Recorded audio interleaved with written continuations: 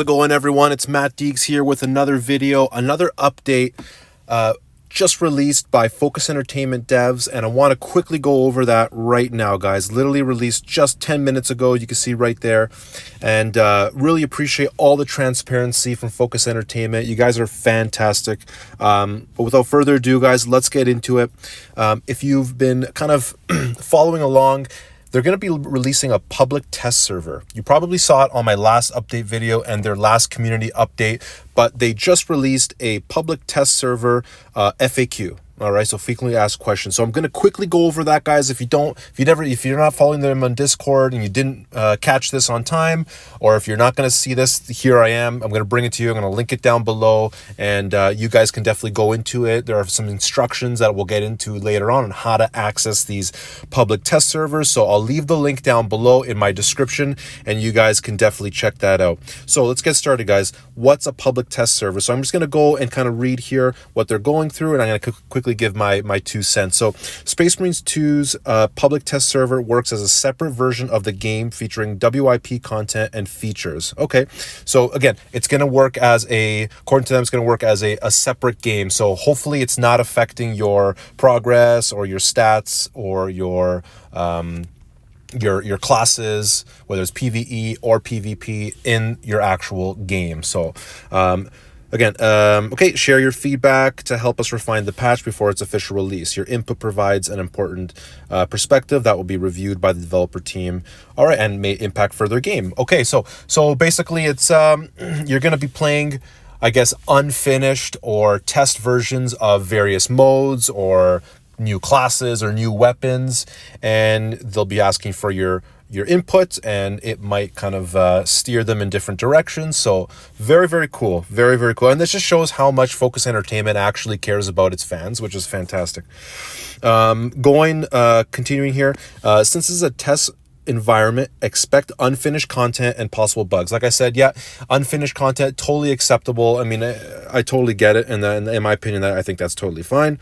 I mean, it's our job to help find these bugs and maybe give some clarity on what we think should be added or changed. Continuing, guys, as you will access it through a different game version, your progression will not be tracked. Okay, great. So that's what I was saying earlier. So it will not affect your other game, the main game, your other characters. Sorry. For each PTS, so public test server. For each PTS update, you will land on the game with levels maxed out, cool, and all weapons unlocked. Awesome. So again, even if you're a level 1 Vanguard or level 1 Tactical or level 5 Bulwark, when you're playing PTS, public test servers, you're going to be at maxed out levels and all weapons unlocked, okay? Please note that the DLCs won't be available regardless of whether you own them. Okay, so it's going to be a completely separate game, seems like. Which platforms can access the PTS? So this is going to be a huge one, guys. I heard this before as well. Unfortunately, on consoles, if you're playing on PlayStation and you're playing on Xbox, unfortunately it's not going to be available to us. I'm there with you guys, so unfortunately I will not have access to this. So going what they said, the PTS public test servers is only available on PC via Steam. It is not accessible on consoles. There you go, or through the Epic Game Store. All right, so that's it, guys. So if you're on a PlayStation or Xbox, I'm sorry, it's not for us, unfortunately, and it's not for you guys. Again, I don't have PC. I'm not using a PC, so I won't be able to test these out, unfortunately. But all good. I like the direction this is going, and they give a quick tutorial on how to access these public test servers via Steam.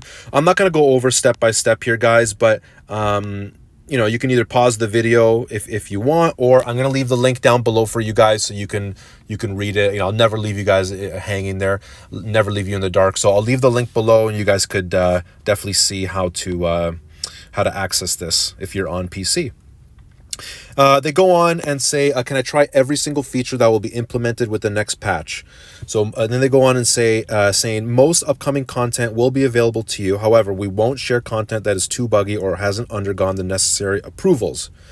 Okay, so that's really good to know. What that means, I mean, to me, I know patch 7 or the next patch will have, I believe, Horde mode.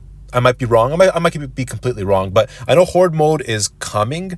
So, hey, if you're a tester on this public test server, guys, you're gonna get horde mode before all of us. So you guys that's awesome. So that's gonna be fun. Also, some content might be present on the PTS, but not accessible to the players. Okay, so for instance, you may see new champions in the armoring hall, but won't be able to try them out. Cool. I guess you guys can give your feedback. We can give feedback, and I know a lot of people have been asking about new classes, especially an apothecary class. I think that would be amazing. That might be in the future. Who knows?